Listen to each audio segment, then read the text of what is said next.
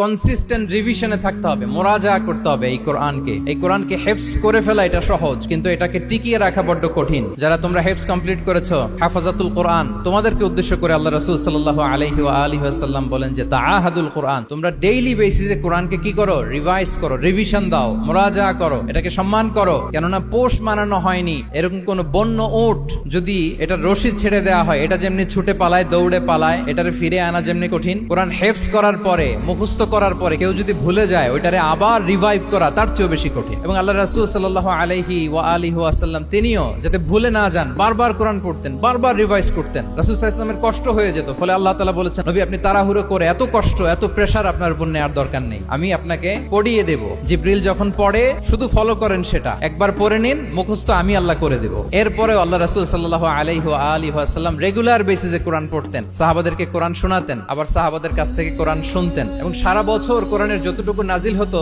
রমাদান আল মুবারাকে জিবরিল আলাইহিস সালামের সাথে রিভিশন করতেন। যে বছর তিনি ইন্তেকাল করবেন, ওই বছর দুইবার তিনি গোটা কোরআনকে জিবরিল আলাইহিস সালামের সামনে পেশ করেছেন, শুনিয়েছেন। তাহলে এটাই হচ্ছে সুন্নাহ। তিনি তো পৃথিবীর প্রথম হাফেজ নাকি? উনি রেখেছেন কিভাবে কোরআনকে, প্রিজার্ভ করেছেন কিভাবে? রিভিশনের মাধ্যমে। You have to revise a lot, you have to recite a lot. এটা আমাদের মনে থাকবে তো নাকি? শিক্ষার্থী বন্ধুরা আওয়াজ করো, মেক এ নয়েজ। মনে থাকবে ইনশাআল্লাহ বিইذنিল্লাহ।